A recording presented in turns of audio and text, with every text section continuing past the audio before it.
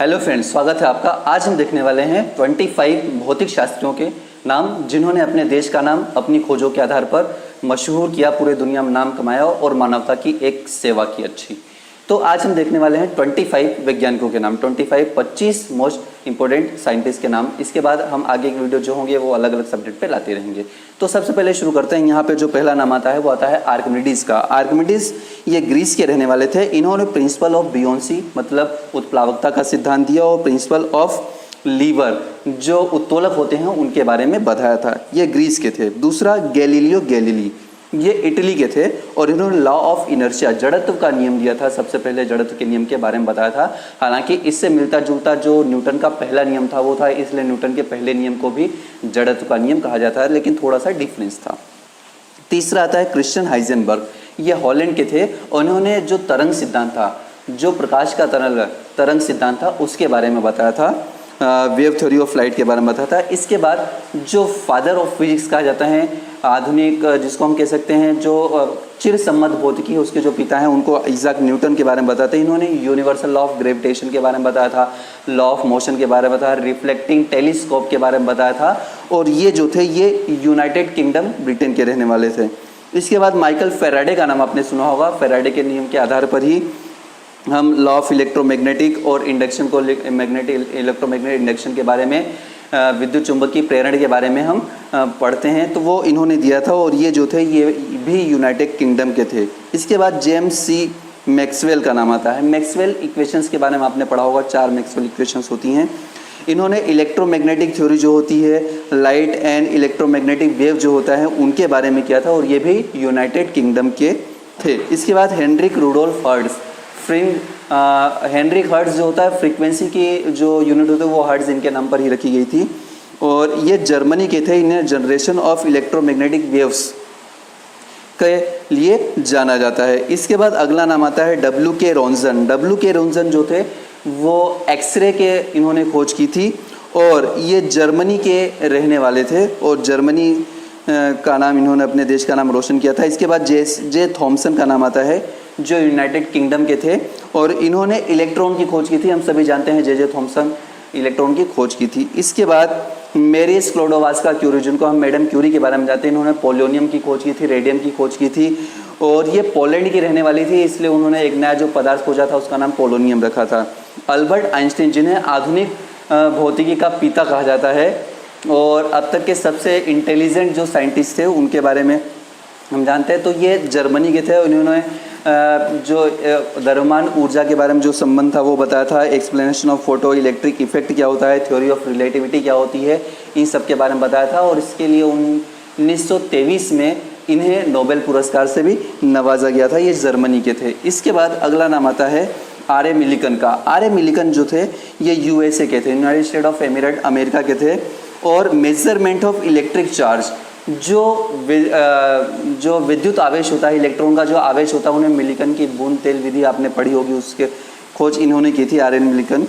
इसके बाद Ernest Rutherford. Rutherford का परमाणु मॉडल आपने सबसे पहले जो पढ़ा है 10th क्लास में, 9th क्लास में।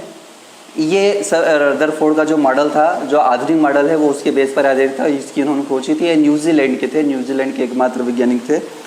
इसके बाद नील्स बोर का नाम आता है और उन्होंने भी रदरफोर्ड के मॉडल में जो और शुद्धियाँ की थी, तो हम कह सकते हैं quantum model of hydrogen atom जो था इसकी खोज उन्होंने की थी और ये डेनमार्क के थे। इसके बाद अगला जो नाम आता है लुइस वेक्टर डी ब्रोगली।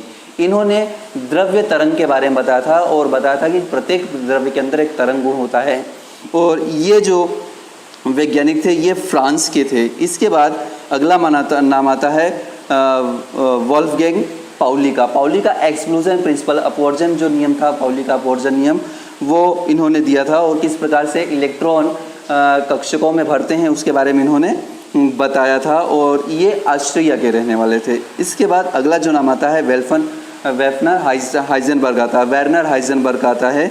इन्होंने क्वांटम मैकेनिक्स और अनसर्टेनिटी प्रिंसिपल, हाइजेनबर्ग का अनिश्चितता का सिद्धांत आपने पढ़ा होगा, ये जर्मनी के रहने वाले थे। और इसके बाद अगला जो नाम आता है वो आता है जेम्स चैडविक का। हम जानते हैं 1932 में जेम्स चैडविक ने ही न्यूट्रॉन की खोज की थी, तभी संभव हो पाया था कि जो अंदर नाभिक है और जो बाहर इलेक्ट्रॉन है उनका वेट बराबर कैसे हो सकता है। हालांकि इसका जो आवेश होता है वो शून्य होता है, लेकिन कुछ ना कुछ भार होता है। इसके आधार पर उन्होंने खोज की थी। इसके बाद आता है जॉन बार्डिन का नाम आता है। जॉन बार्डिन, इन्होंने ट्रांजिस्टर की खोज की थी और थ्योरी ऑफ सुपर कंडक्टिविटी, अति चालकता का जो सिद्धांत था, इन्होंने उसके बारे में समझाया था और ये यूएसए के थे। इसके बाद हम भारतीय वैज्ञानिकों के नाम के बारे में जानेंगे। टॉप 6 भारतीय वैज्ञानिकों के नाम मैं भी यहाँ बता देता हूँ। तो पहला आता है जेसी बोस। तो इन्होंने अल्ट्रा शॉर्ट रेडियो वेव्स जो होती हैं उनके बारे में, क्योंकि बोस ने ही सबसे पहले, मार्कोनी से पहले बोस ने जो था इसके बारे में खोज कर ली थी। जो शॉर्ट वेव होता है, अल्ट्रा शॉर्ट वेव जो होता है, सूक्ष्म तरंगे जो होती हैं उनके बारे में बताया था, और ये इंडिया के थे, आपको मालूम है। इसके बाद एस चंद्रशेखर आते हैं। एस चंद्रशेखर ने चंद्रशेखर लिमिट की खोज की थी और इन्होंने बताया था structure and evolution of star, जो तारे होते हैं उनका किस प्रकार से स्ट्रक्चर होता है, उनका किस प्रकार से विकास होता है, उनका किस प्रकार से वो नष्ट होते हैं, सबके बारे में इन्होंने बताया था। इसके बाद आता है होमी जहांगीर भाभा, जिन्हें एच.जे. भाभा कहते हैं।